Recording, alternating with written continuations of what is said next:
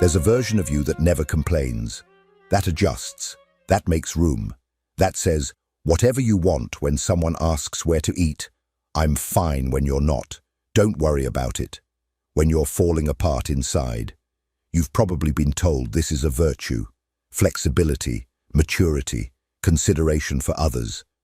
You've probably told yourself the same thing, that you're just not someone who makes things difficult, not someone who needs too much. But here is what's actually happening. You are betraying yourself, quietly, constantly, in ways so habitual you've stopped noticing them. Every time you swallow an opinion, abandon a need, shrink to fit someone else's comfort. That's not kindness. That's self-abandonment, and you've been doing it so long it doesn't even hurt anymore. That's the part that should concern you. Pete Walker spent decades as a psychotherapist working with people who, on the surface, seemed functional. They held jobs, maintained relationships, sometimes appeared entirely well-adjusted. But underneath, they shared something specific, a chronic, bone-deep exhaustion from performing a version of themselves that wasn't real. A life built around managing everyone else's reactions while steadily, methodically erasing their own. Walker called this pattern self-abandonment, and he located its roots not in weakness or bad choices, but in trauma. Specifically, in what happens to a child who learns early enough that it becomes structural, that being authentic is dangerous. That child doesn't grow out of the lesson. They just grow up. The critical insight Walker arrived at, the one this video turns on, is this. Most people who chronically abandon themselves are not doing it because others are still demanding it. The people from childhood who required that suppression may be long gone. But the pattern remained, calcified, automated. You became your own abandoner, executing the original wound with no one else in the room. You stopped waiting for rejection. You started delivering it yourself, preemptively, before anyone else could. What follows is not a self-help framework. It is a clinical map of how that happens, and what it actually costs to stop. Most people assume self-abandonment is a personality trait, something you're born with. Sensitivity, agreeableness, an excess of empathy. That assumption lets the real cause stay hidden. Self-abandonment is learned, and it is learned under specific conditions. Walker's work with complex PTSD patients revealed a consistent pattern in their childhoods. Love was conditional, not occasionally, not in isolated incidents, but structurally, as the operating logic of the household. Affection arrived when you performed correctly. It disappeared when you didn't. You learned the equation fast, because children always do. Who I actually am is the problem. Who they need me to be is the solution. Some of you didn't receive outright cruelty. What you received was subtler, and in some ways harder to name. Emotional neglect. Needs that were consistently minimized. Tears that were met with "stop crying." Excitement that was received with indifference. You didn't conclude that your parents were cold. You concluded that your needs were excessive, that asking was intrusive, that wanting things was a burden you had no right to impose. Others were parentified, handed the emotional labor of adults before you had the architecture to carry it. You learned to read the room before you learned to read. Your inner life became secondary, then irrelevant, then genuinely invisible to you. The habit of erasing yourself to stabilize someone else became so automatic that you eventually couldn't distinguish self-erasure from love. And then there were the unpredictable households, where a parent could be warm today and punishing tomorrow with no discernible logic. Walker observed that this particular environment produces something especially damaging: hypervigilance. The child becomes a constant reader of the other, scanning moods, anticipating reactions, calibrating behavior in real time. The goal isn't connection, it's safety. And the only strategy that reliably produces safety is self-abandonment. Disappear the parts of you that might provoke. become useful, become invisible, become whatever the moment requires. In every one of these variations, the child arrives at the same devastating conclusion. Authenticity is the threat. Self-suppression is survival. That equation doesn't stay in childhood. It migrates. It becomes the grammar of how you move through every room, every relationship, every moment that asks something of you. By adulthood, you don't choose self-abandonment. You perform it reflexively, before the threat even materializes, because somewhere beneath conscious thought, you are still that child who learned that being real is something you cannot afford. The wound isn't just what was done to you. It's what you built around it to survive. And in the next part, we go inside that structure, to the specific mechanism that turned a child's survival strategy into an adult's invisible prison. If this content is making sense to you, click the subscribe button and subscribe to the channel. Thank you for your support. You've heard of fight, flight, and freeze. What you probably haven't heard is that there is a fourth response, and it's the one most likely to be running your life. Walker named it fawning, and unlike the others, it doesn't look like trauma. It looks like a good person. The fawn response is the strategy a child develops when fighting back is too dangerous, running isn't possible, and freezing isn't enough. The child discovers something more sophisticated. If I become exactly what this person needs, I won't be hurt. If I'm agreeable enough, useful enough, pleasing enough, if I can anticipate what's required before it's demanded, I can create a version of safety. Not real safety, but something that functions like it, at least for now. So the child becomes an expert in other people, hyper-attuned to moods, to shifts in tone, to the invisible threshold between approval and punishment. Walker observed that some of these children develop an almost uncanny ability to read the emotional state of the adults around them, not because they are gifted, but because their survival depended on it.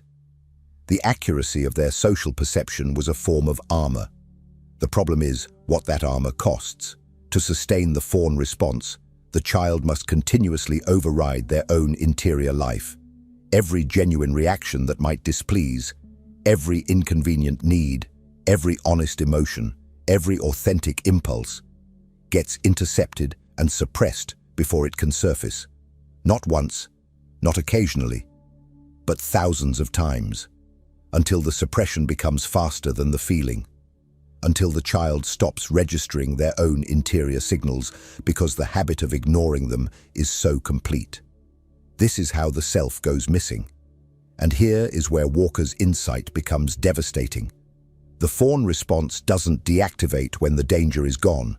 It doesn't recognize that the dangerous parent has been replaced by a partner, a colleague, a friend who poses no real threat. The nervous system doesn't distinguish. It simply continues executing the only strategy it ever learned worked. You keep scanning for what other people need. You keep adjusting. You keep disappearing. The person doing this to you now is not someone else. It's you. You inherited the role of abandoner and turned it inward. You became the one who intercepts your own needs before anyone else has the chance to reject them. The original wound required an external perpetrator. The adult version requires none. That efficiency is what makes it so difficult to see and so difficult to stop, because it no longer feels like fear. It feels like personality. It feels like you. But it isn't you. It is the architecture of a child who had to choose between authenticity and survival, and chose survival. That child made the only rational decision available. The question now is whether you, as an adult, are still making the same choice, in a life where the original threat no longer exists.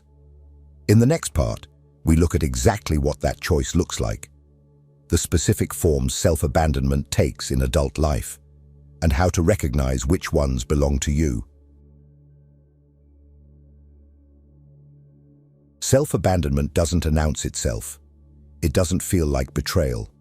It feels like being reasonable, being low maintenance, being the kind of person who doesn't cause problems. That's what makes it so effective as a trap. It has a specific shape in your life, and you need to see it clearly. The most visible form is compulsive appeasement, what Walker calls fawning in its purest expression. You say yes when you mean no. You volunteer for things you resent. You absorb poor treatment without protest because confrontation feels more dangerous than erosion. You've convinced yourself this is generosity. It isn't. It's a reflex born from the learned belief that your preferences are a liability. Then there's authenticity suppression. You have opinions you don't voice, reactions you edit before they reach the surface, a version of yourself you present in public that is calibrated, managed, safe, and not quite real. The actual you stays behind a layer of performance, watching, waiting for a moment that never fully arrives. Over years, the distance between the performed self and the real one becomes so wide that you stop being sure which one is which. Some abandon themselves through neglect, working past exhaustion, ignoring physical signals, deferring basic care indefinitely because others always seem more urgent. You've learned to treat your own body like a machine to be used rather than a self to be tended. The logic underneath is familiar. My needs come last, or not at all. There's the tolerance of toxic relationships, staying in dynamics that drain or diminish you because leaving feels like a moral failure. You tell yourself you can't abandon them. But Walker would ask you to sit with this. You are not protecting them by staying.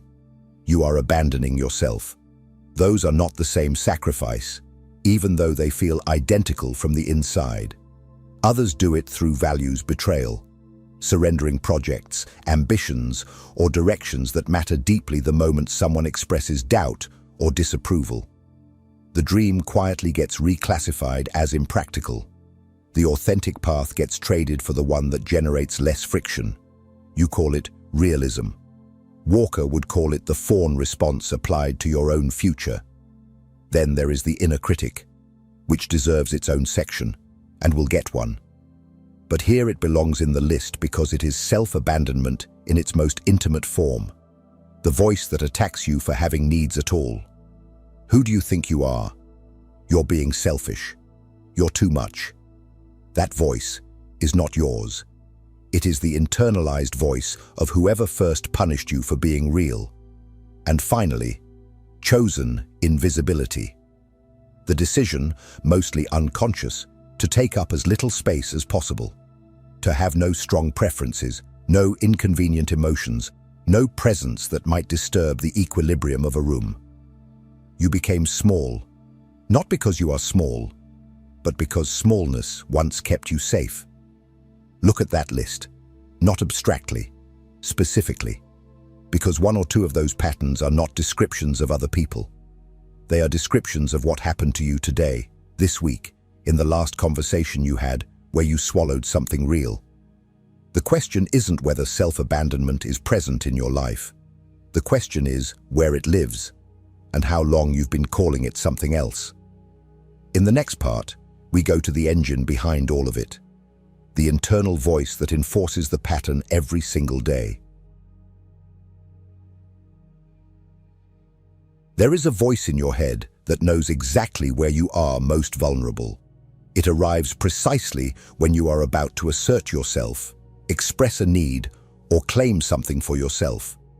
And what it says sounds reasonable enough that you rarely question it. You're being selfish. Your needs are too much. Who do you think you are? You've probably spent years believing that voice is you, your conscience, your self-awareness. The part of you that keeps you grounded and honest, and from becoming someone insufferable. You treat its verdicts as facts. Walker would tell you something that changes everything. That voice is not you. It is not self-awareness. It is not conscience. It is the internalized voice of whoever first punished you for being real. Compressed, installed, and set to run automatically. The inner critic is not a feature of your personality.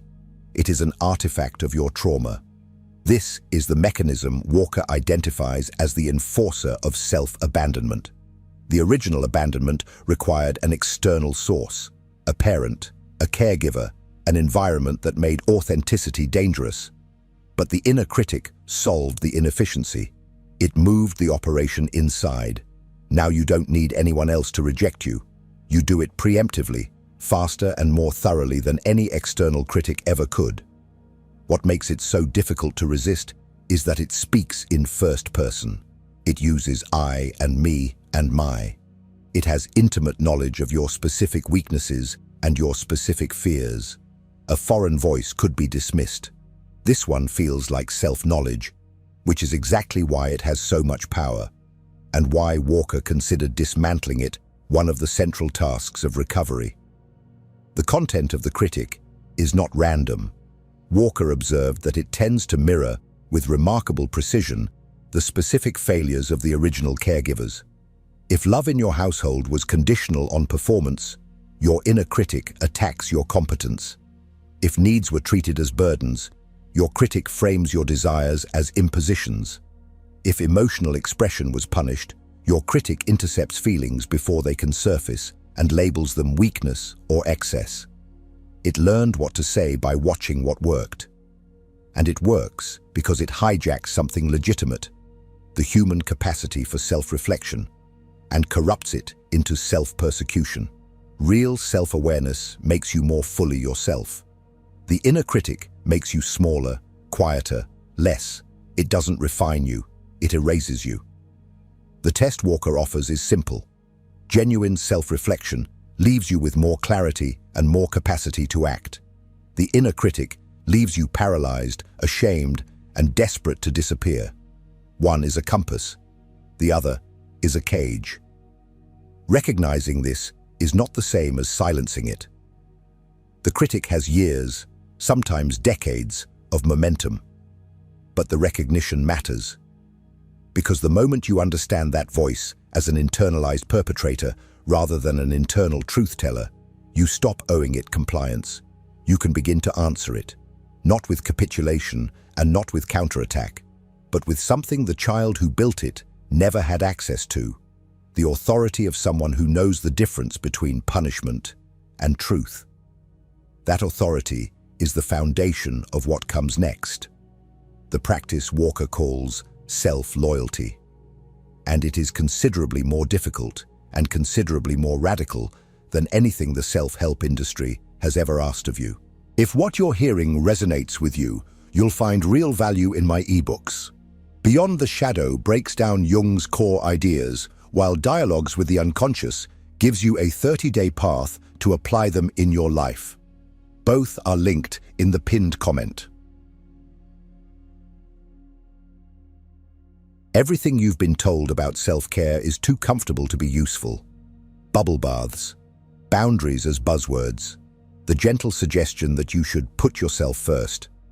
None of that touches what Walker is actually describing, because what he's describing is not a lifestyle adjustment. It is a structural revolt against a survival system you've been running for most of your life. Walker calls it self-loyalty, and it is exactly as destabilizing as it sounds. Self-loyalty is not selfishness. That distinction matters because the inner critic will immediately reach for that word the moment you begin. The critic was trained to equate self-loyalty with moral failure, because in the household where you learn to abandon yourself, any assertion of your own needs was treated as a threat. The accusation of selfishness was the weapon used to keep you compliant. Recognizing that doesn't make it easier to resist, but it does change what the accusation means. The first practice Walker identifies is what he calls self-witnessing. Before you can change the pattern, you have to see it in real time. Not in retrospect, not in therapy, not in reflection, but in the moment the fawn response activates. The moment you feel the pull to agree with something you disagree with. The moment a need surfaces and your first instinct is to suppress it. Walker asks you to pause there, not to act differently yet, just to witness. I am feeling anger right now. That is valid. I want to say no. That matters. Validating your own interior experience before considering anyone else's reaction is, for someone with a history of self-abandonment, a genuinely radical act. Then there is what Walker calls reparenting, becoming the internal parent you never had. When the wounded part of you surfaces, the part that learned early that needs were dangerous, you respond to it the way a functional caregiver would have. Not with dismissal, not with shame, but with, your needs are legitimate. You don't have to become invisible to deserve care. This is not sentiment. It is the deliberate reconstruction of an internal relationship that was damaged before you were old enough to protect it. Walker also names something most recovery frameworks omit: individuation guilt. When you stop abandoning yourself, when you set a limit, express an authentic reaction, prioritize something you actually want, you will feel guilty. That guilt will feel indistinguishable from moral wrongdoing. It will feel like evidence that you've become selfish, inconsiderate, the thing the critic always warned you against. It isn't. Walker calls it the discomfort of separating from the role others built around your self-erasure. The guilt is real. The wrongdoing is not. And the only way through it is to hold both at once. I feel guilty, and I am doing the right thing, without letting the feeling collapse back into capitulation. None of this is achieved in a single decision. Self-loyalty is built in what Walker describes as micro-acts, expressing a genuine preference once, declining one request you don't want to fulfill, reserving 15 minutes for something you actually choose. Small, repeated, unglamorous. Each one trains a capacity that atrophied under years of disuse. The measure of progress is not comfort, it is tolerance. Your growing ability to remain yourself in the presence of someone else's disappointment, disapproval, or withdrawal, because those reactions will come.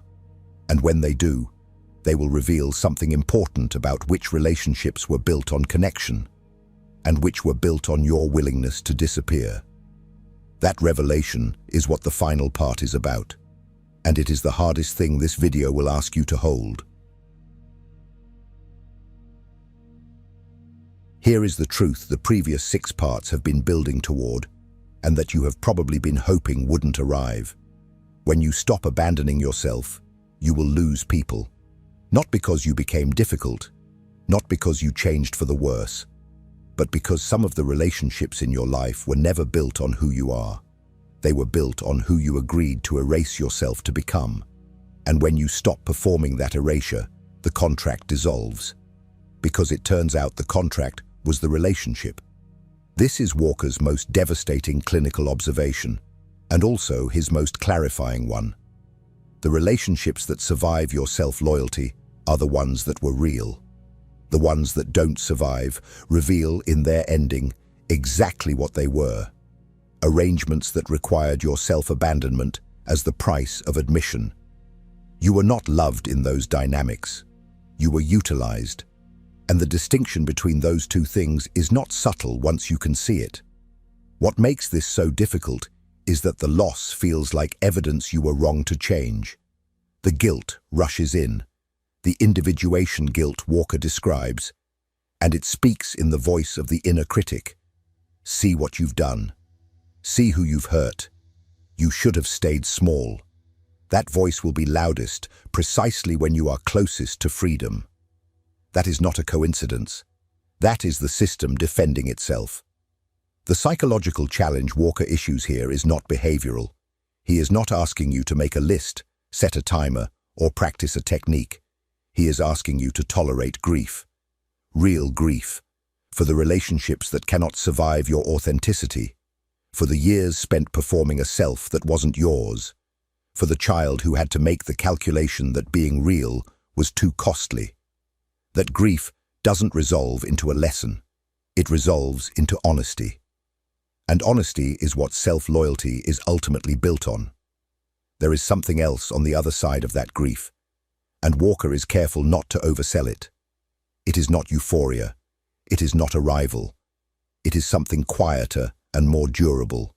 The experience of existing without the constant expenditure of energy required to manage your own suppression.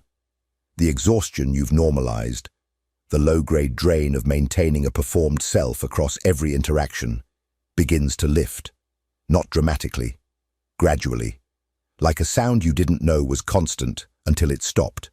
You also discover, often with genuine surprise, that some people can meet you, not the performed version, you, and the quality of connection that becomes possible when you are actually present, when you are not simultaneously managing your own erasure, is categorically different from anything the self-abandonment years made available.